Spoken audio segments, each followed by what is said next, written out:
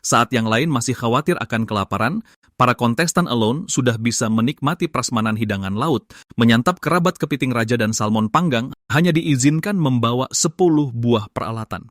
10 orang diterjunkan ke Pulau Vancouver untuk bertarung demi bertahan hidup.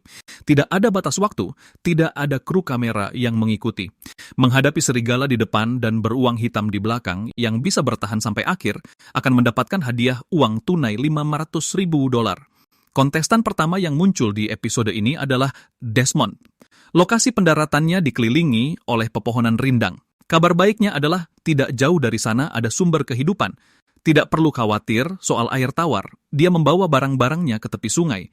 Selanjutnya, dia harus menyelesaikan masalah tempat berlindung, api, dan makanan. Saat berjalan, kotoran di tanah menarik perhatiannya. Dikatakan bahwa ini adalah salah satu tempat berkumpulnya beruang hitam. Jika berhasil menangkap satu ekor, bukankah itu langsung masuk babak final? Di Arizona, Desmond pernah bertugas selama 7 tahun 10 bulan. Dia hidup bahagia bersama keluarga besarnya. Mengikuti tantangan ini bukan hanya untuk memenangkan $500.000, tapi juga ingin menjadi panutan bagi anak-anaknya. Dia bersumpah, jika bertemu beruang hitam, dia pasti akan menghajarnya sampai lari terbirit-birit. Saat sedang berjalan, tiba-tiba kakinya terasa menginjak sesuatu yang empuk. Setelah dilihat baik-baik, dia benar-benar beruntung menginjak kotoran beruang.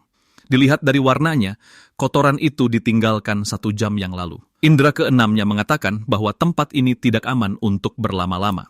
Hari 1 untuk pukul 4:01 AM, kontestan kedua yang muncul adalah Larry. Penampilannya biasa saja, sama sekali tidak menunjukkan aura seorang master.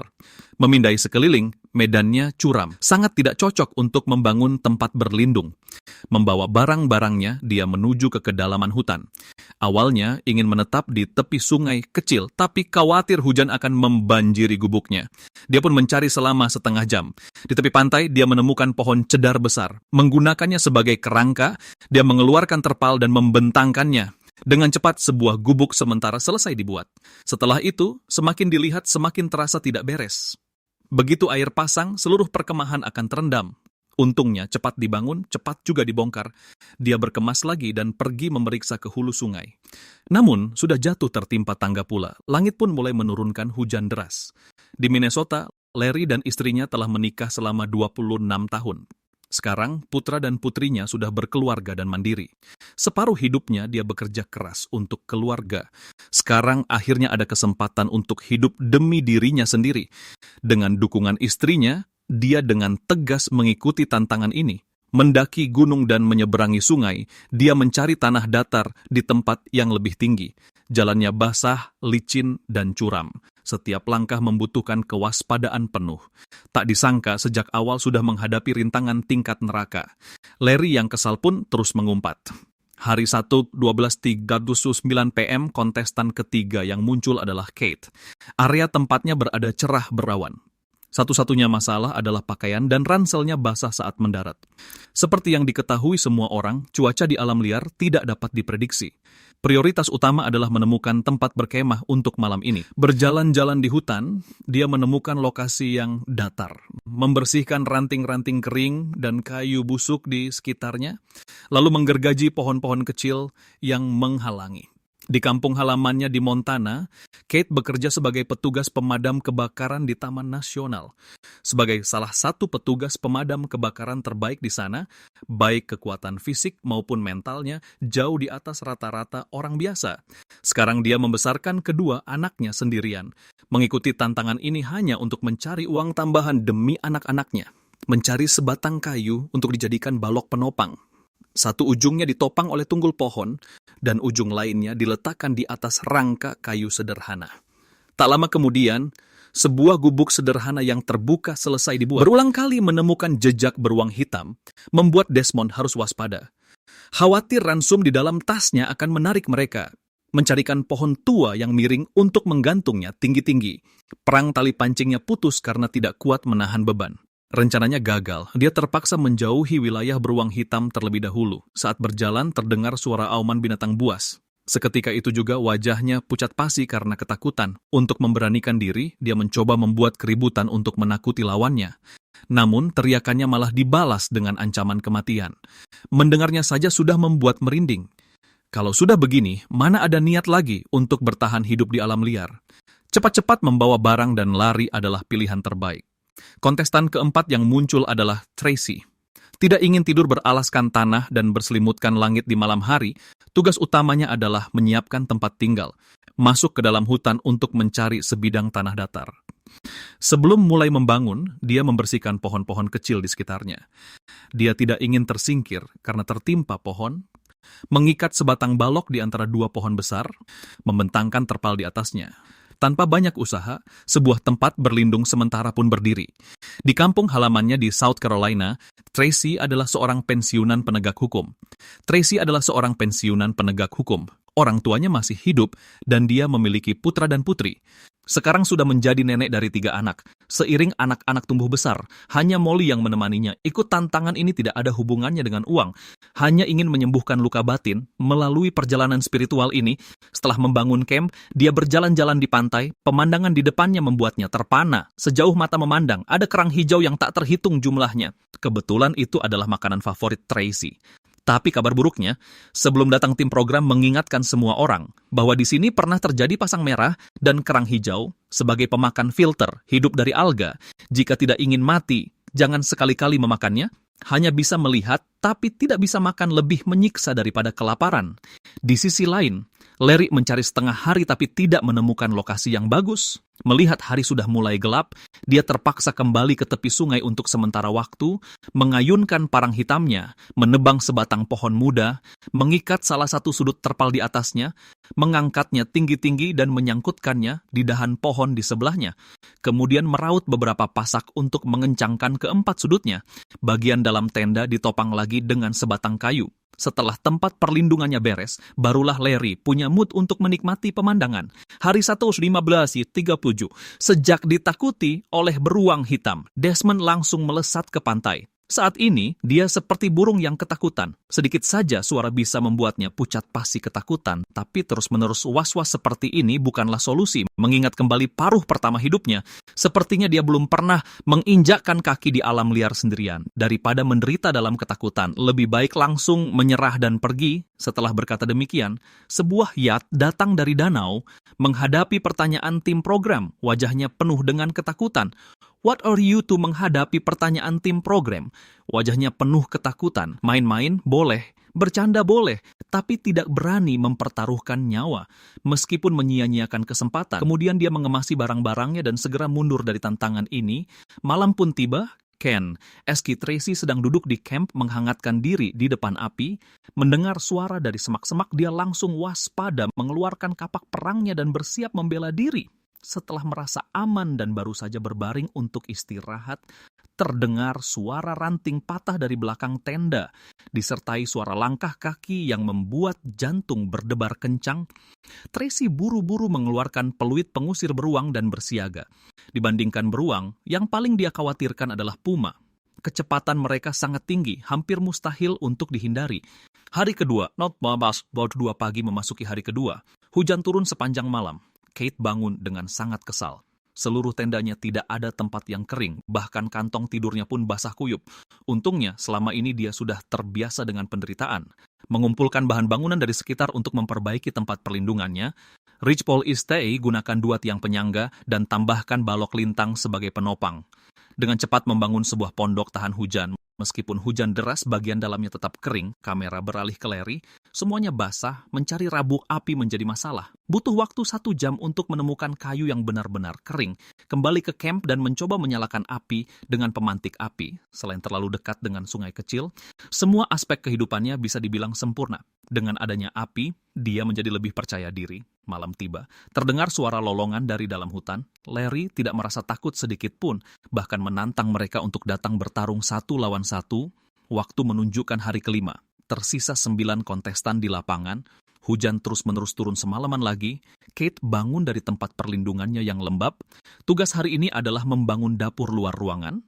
Pertama, untuk mencegah bau masakan menarik beruang hitam. Kedua, untuk mengeringkan pakaian. Membuat lekukan di pohon besar dengan kapak, mengikat sebatang kayu di tengah sebagai balok, bagian depan menggunakan 3 dahan untuk menopang atap, Tak lama kemudian, ruang pengeringan liar pun selesai dibuat. Peserta kelima yang tampil kali ini adalah Justin. Berbeda dengan kontestan lain, tujuannya adalah menikmati seluruh proses petualangan dengan tenang. Pagi-pagi sekali dia melakukan pemeriksaan rutin di sekitar camp di kampung halamannya di Georgia. Justin bertugas di militer selama 15 tahun. Dia adalah seorang penembak jitu yang terkenal setelah pensiun. Untuk menjalani kehidupan normal, dia pernah melakukan perjalanan jarak jauh. Dan tantangan ini adalah kesempatan bagus baginya untuk mengintrospeksi diri. Khawatir bertemu binatang buas di tengah jalan, memilih tongkat yang pas untuk dijadikan alat pertahanan. Sambil berjalan, dia menemukan seekor itik buruk rupa yang sedang mandi. Untuk sementara perutnya tidak lapar, jadi dia melepaskannya. Di depan terdengar kicauan burung dari atas pohon.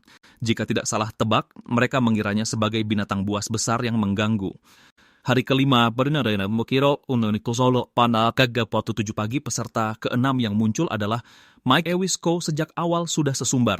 Bisa bertahan 1,5 tahun. Bukanlah masalah, kepercayaan dirinya berasal dari pengalamannya sebagai instruktur angkatan udara selama 8 tahun. Khusus mengajari orang cara bertahan hidup setelah bencana, tidak sempat berburu. Dia pergi ke pantai untuk mengumpulkan serat alami. Add store starch beberapa akarnya, kaya akan pati dan rasanya manis. Dipadukan dengan rumput laut raksasa yang asin dan renyah, kandungan karbohidratnya puluhan kali lipat dari daging sapi. Di kampung halamannya di Colorado, Ewisko Mike tinggal bersama istrinya, Barbara. Dia memiliki kenangan masa kecil yang tidak menyenangkan. Kini dia memiliki 3 anak bersama istrinya. Putri bungsunya meninggal dunia pada usia 10 tahun. Meskipun semua ini sudah lama berlalu, setiap kali sendirian, kenangan itu selalu muncul kembali. Dia berharap tantangan ini bisa membantunya meringankan beban psikologis yang berat. Setelah sarapan, air laut pun sudah surut. Mike datang ke tepi pantai dan menancapkan 2 tiang kayu. Lay are designed to ensnare, mengikat jaring insang di tengahnya, memanfaatkan pasang surut air laut untuk membawakannya hasil tangkapan ikan.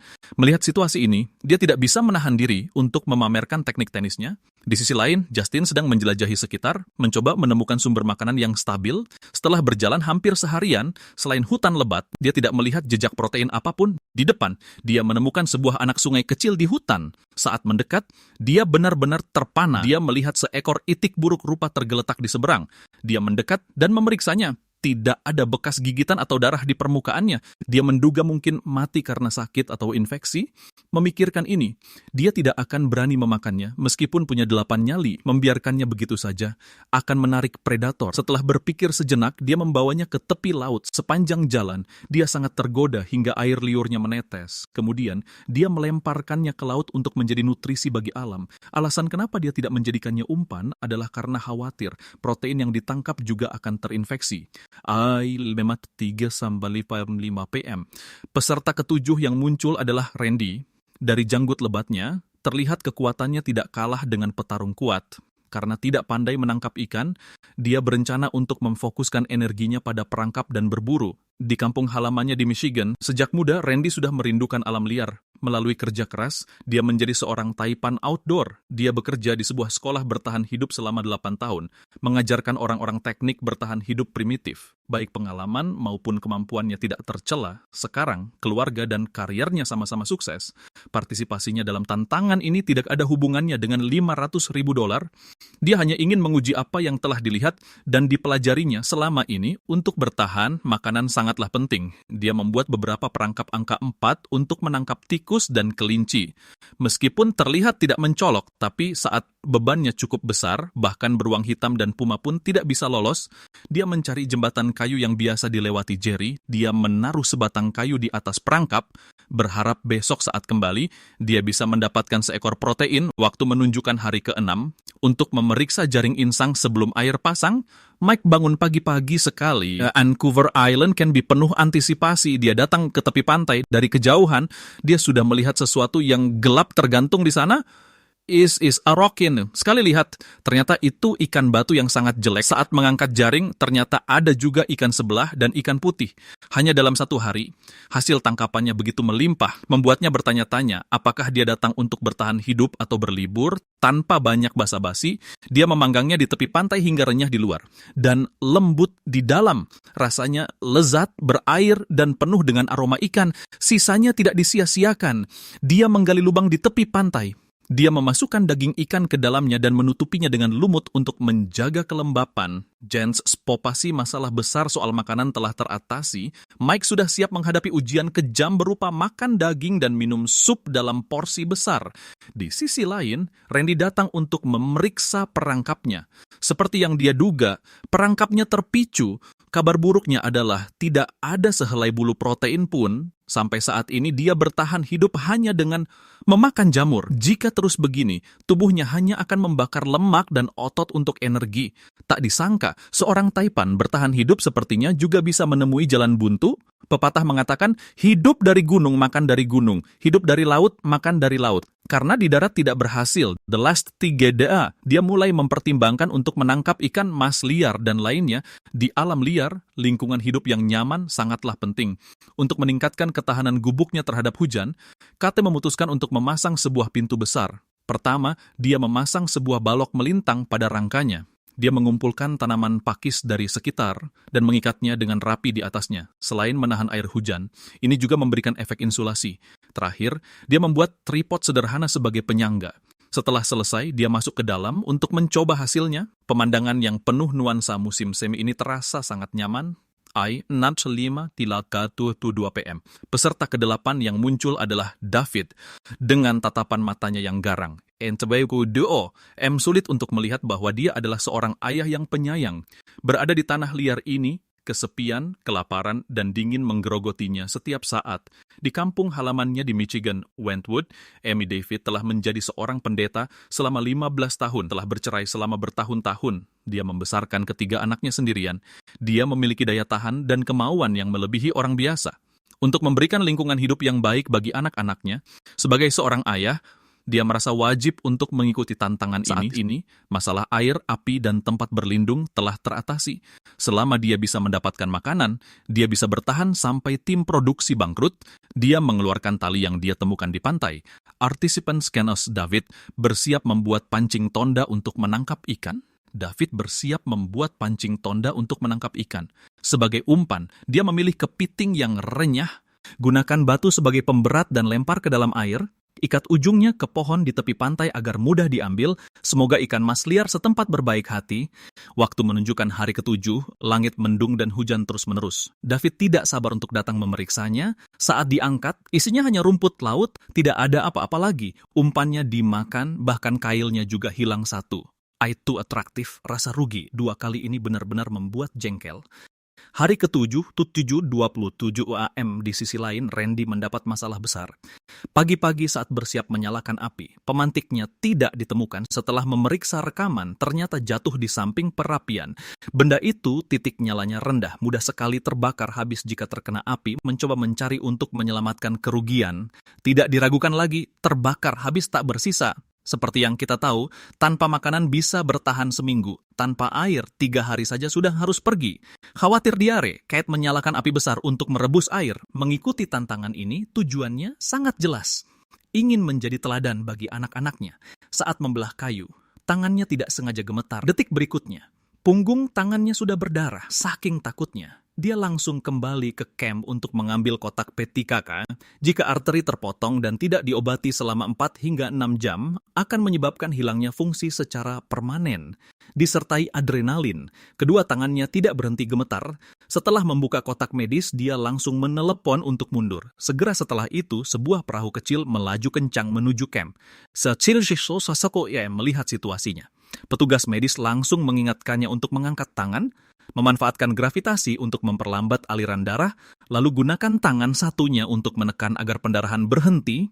Kemudian dengan cepat mereka mendarat. Setelah memeriksa lukanya, disarankan untuk segera ke rumah sakit untuk perawatan. Begitulah di bawah pimpinan petugas medis. Dengan penuh penyesalan, dia mundur dari tantangan ini. Dia tidak pernah menyangka akan pergi dengan cara yang menyedihkan seperti ini. Sebaliknya, Larry jauh lebih berhati-hati. Setiap kali selesai menggunakan kapak, dia selalu memasang sarung kulitnya. Bagaimanapun, cedera yang tidak disengaja bukanlah lelucon. Iklim hutan, hujan sangat bervariasi. Langit yang cerah bisa berubah menjadi hujan deras dalam sekejap. Melihat anak sungai yang mengalir di samping camp selalu membuat Larry merasa tidak nyaman. Beberapa hari lalu, dia menemukan 2 pohon cedar yang tumbang saat menjelajah. Dengan sedikit modifikasi, tempat ini akan menjadi lokasi yang bagus, mempertimbangkan medan yang curam dan jalan yang licin saat hujan. Dia mencari beberapa cabang untuk dibuat pasak tanah dipalu ke jalan berlumpur di sepanjang jalan untuk menopang dan mencegah selip. Setelah selesai, dia mengemasi barang-barangnya dengan cepat membangun tempat berlindung yang baru. Selanjutnya, dia memindahkan kayu gelondongan dari kamp lama. Saat mendaki gunung, Larry menabrak akar pohon yang tersembunyi. Memeriksa tidak ada masalah besar. Dia langsung mengumpat. Dengan sekuat tenaga, dia menghajar benda yang mengganggu itu. Di sisi lain, situasi Randy tidak optimis. Kehilangan pemantik api membuat lingkungan bertahan hidup yang keras menjadi lebih sulit. Sebagai ahli bertahan hidup yang berpengalaman, tentu saja tidak mungkin dia menyerah begitu saja. Mencari bahan untuk membuat api di mana-mana, tak lama kemudian dia mengumpulkan 4 komponen utama yang dibutuhkan untuk membuat api dengan busur. Tanpa basa-basi, dia langsung mempraktikannya, mengukir alur di papan api untuk meningkatkan asupan oksigen, menekan mata bor dengan batu dan menginjak papan api dengan kaki, menggunakan bahu sebagai poros untuk menggerakkan lengan dan menggesek dengan kencang, entah bagian mana yang salah. Hanya keluar asap tebal, tetapi tidak ada percikan api sama sekali. Randy menduga itu disebabkan oleh gesekan yang terlalu besar antara batu dan batang bor. Terpaksa dia pergi ke pantai untuk terus mencari bahan. Peserta ke-9 yang muncul di episode ini adalah Nick. Makan rumput laut sepuasnya untuk sarapan, melakukan inspeksi rutin di sekitar camp di kampung halamannya di Oregon. Nick dan suaminya membesarkan 2 anak. Dia adalah seorang profesor dan pemandu berburu di Afrika.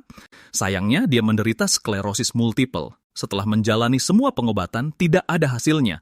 Berkat penelitiannya sendiri tentang obat-obatan dan karunia alam, penyakitnya secara ajaib dapat dikendalikan.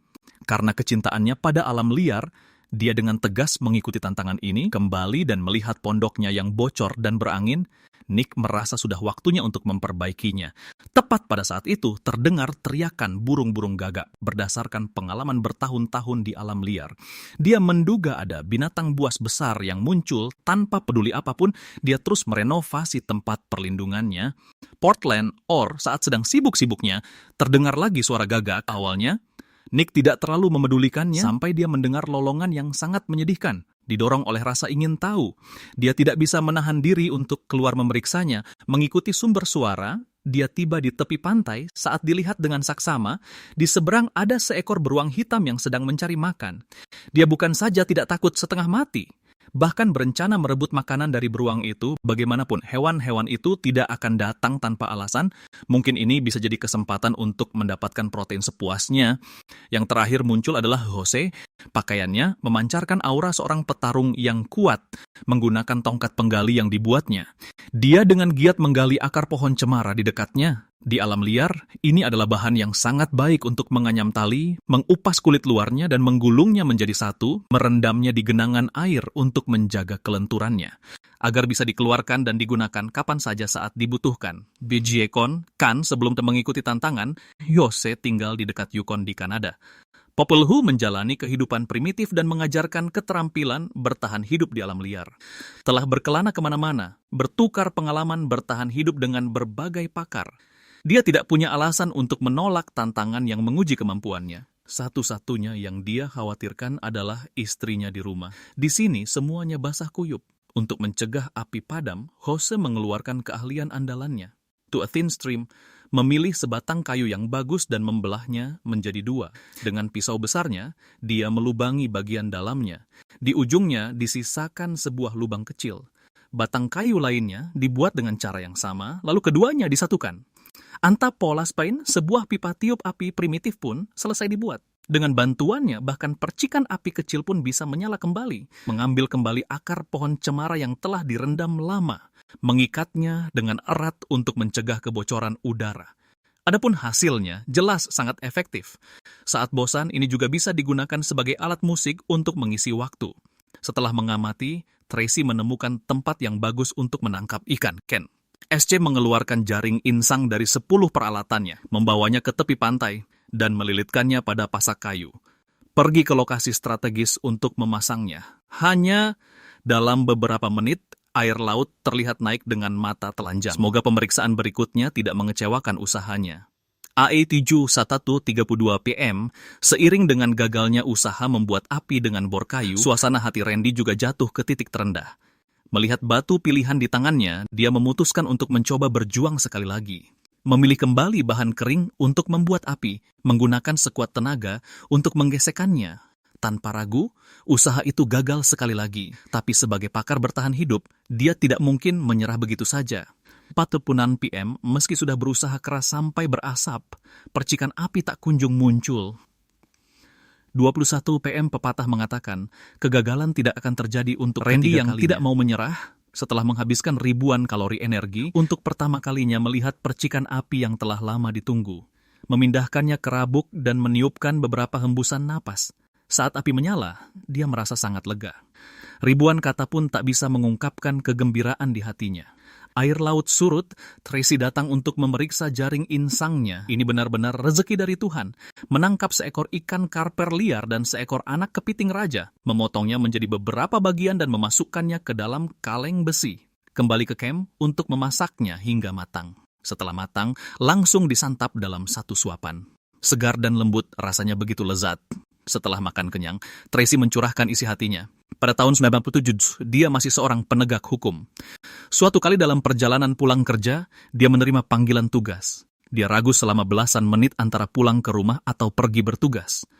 Akibatnya, saat dia tiba, orang itu sudah meninggal dunia. Membuatnya curiga bahwa itu disebabkan oleh keraguan-raguannya. Bertahun-tahun telah berlalu, hatinya masih belum bisa tenang. Tengah malam saat Tracy bersiap untuk istirahat, terdengar suara ranting patah dan dengusan napas di dekatnya. Dia langsung mengeluarkan peluit udara anti beruang untuk melindungi diri. Mendengar sumber suara semakin dekat, dia mengambil inisiatif untuk mengusirnya. Siapa sangka beruang itu sama sekali tidak peduli. Tentu saja Tracy juga tidak akan membiarkannya. Menyalakan sebuah suar, melepaskan aura kuat untuk melawan. Akankah dia mundur dari kompetisi karena hal ini? Mari kita saksikan kelanjutannya di episode berikutnya.